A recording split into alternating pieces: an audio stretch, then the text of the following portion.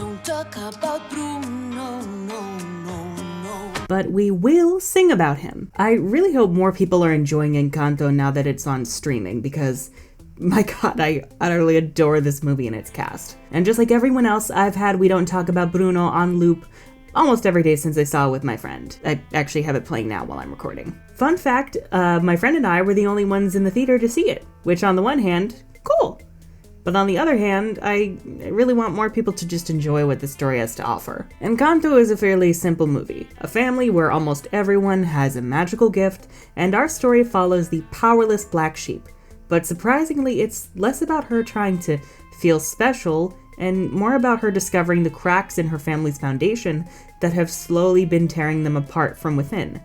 Everyone is a flawed, three-dimensional character you can't help but love. So today we're going to be talking about why I love Encanto so much. I'll be talking mostly about the writing and storytelling, since that's my forte, but I do want to just say that the animators knocked it out of the goddamn park here. The fashion, the character designs, the vibrant colors, the cinematography, the set design, the music, just yes to all of it. I've actually been toying with Blender over the last few months, learning about the 3D animation process more in depth, and the idea of rigging Casita gives me nightmares. So whoever was in charge of rigging and animating Casita, please, someone give them an award, please. Anyhow, spoilers ahead, naturally.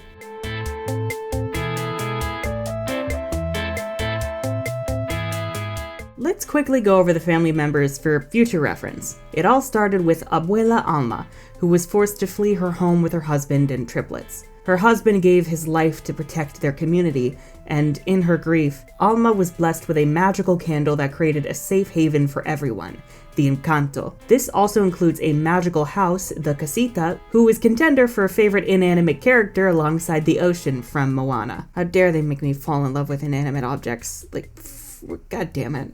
As each of Alma's children came of age, Casita presented them with their own rooms, as well as a gift, a magical power said to be as special as them. Julieta is able to use the food that she cooks to heal people's injuries. Peppa can control the weather with her mood, and Bruno can see into the future. We don't talk about Bruno. I know we weren't supposed to talk about him, but he's best boy, and I have no regrets. Bruno never had any kids, but Peppa and her husband Felix, who is best husbando, had 3 children. Dolores, who has superhuman hearing, Camilo, who is a shapeshifter, and Antonio, who at the start of the movie gains the power to talk to animals. Julieta and her husband Agustin, meanwhile, had 3 daughters. Isabella, who can create flowers, Luisa, who has super strength, and Mirabel, whose gift is anxiety. There's also the toucan, who is an asshole. Much like whoever is driving by while I'm recording. Watch, it's the toucan driving a motorcycle. Feel free to make fan art of that. I am a sucker for the idea of unique powers which reflect their holder. You can easily get an idea of each character's personality just from their gift and aesthetic. From Luisa's need to be strong in order to support her siblings and family, to Isabella being held up as the golden child. Fun fact, Alma's 3 children each represent past, present, and future. Julieta can return someone's body to its prime before it was hurt, Peppa can control the current climate with however she feels in the moment, and Bruno, well, he can see into the future. Duh, that one's kind of obvious. How fitting then, that because the family refuses to deal with its problems, it's taken away their possible future together, represented by Bruno being the one cast out and vilified.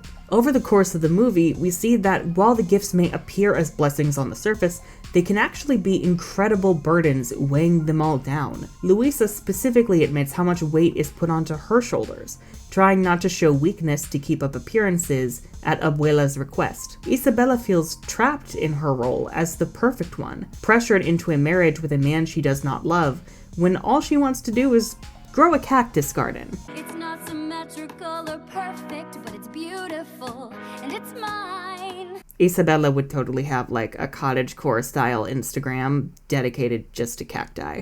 And oh my god, poor Peppa is a goddamn mood. You have a cloud. I know, Mama, but now I can't find Antonio. What do you want from me?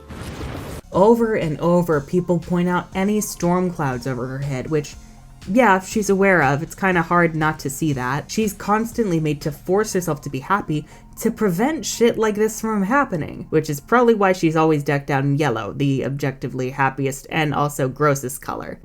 Great. Now I'm thundering. And a thunder will lead to a drizzle. And a drizzle will lead to a sprinkle. Clear skies. And thank God for Tío Felix doing his best to keep her calm and show her affection. That man is a saint, and surprisingly, they'd probably rank pretty high when it comes to Disney couples for me. I don't know about y'all, but I felt so anxious when Mirabel's little coming out party went so wrong, parallel to Antonio getting his door.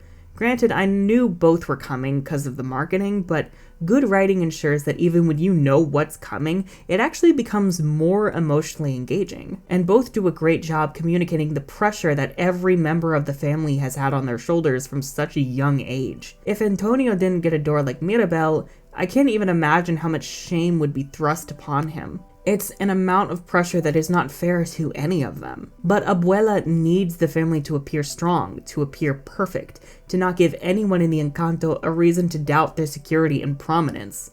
And it's been destroying their family and their casita for decades.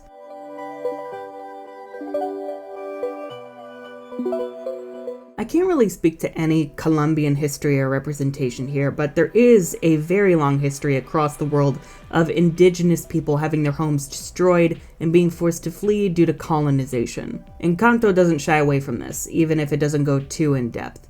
The trauma of losing the love of her life, the father of her children, and her home clearly left mental and emotional scars for Alma. And even when you're physically safe, your mind may never be fully convinced of that. Instinctively, Alma prioritizes making sure her community feels safe, that they never feel at risk ever again, the way that they were when they crossed the river before the Encanto's creation. But that has the consequences of losing the ability to be a flawed human being, because now you and your family are infallible symbols, and living up to that perfect image is impossible.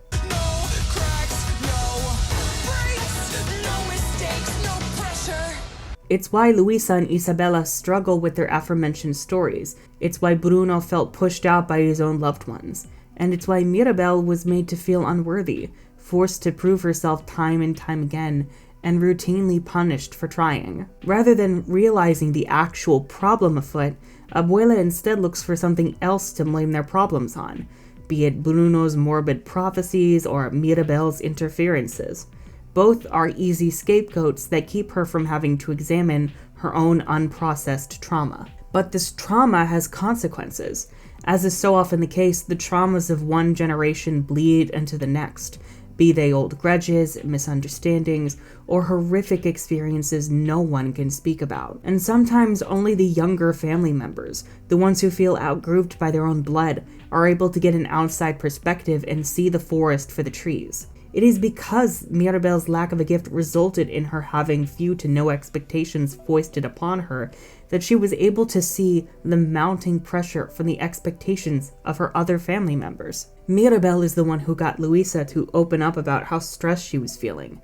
She supported Antonio during his ceremony, helping him to his door, and rather than blaming him for her lack of one, knew the problem lay elsewhere. She is the one willing to break the rules and tread ground no one else dares to when she goes into Bruno's room to find the vision he tossed away. She is the one willing to find him and talk to him, even after the rest of the family trash-talked him. She is the one willing to have tough conversations with Isabela, the person she has the most animosity towards, because she knows it will save her family. Also, I just want to say how much I appreciate the simplicity of not only Encanto's story and setting, but also its magic system. The gifts, the Encanto, and the casita are all direct metaphors of the story's themes and what the characters are going through. The Encanto was literally the safe haven that Abuela created for herself when she needed it the most. The mountains even blocked off the place where her husband died, and it isn't until the cracking of the foundation allows access to that place and they go there and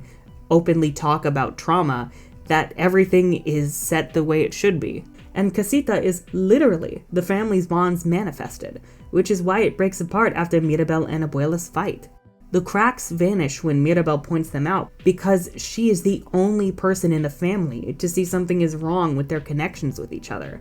but no one else wants to acknowledge those problems, or they're too lost in the stress that those problems cause them to see what's happening. And by the end, they create a new foundation for the casita and give Mirabel a doorknob for the front door, because the family is literally beginning a new era where we don't sweep our problems under the rug anymore.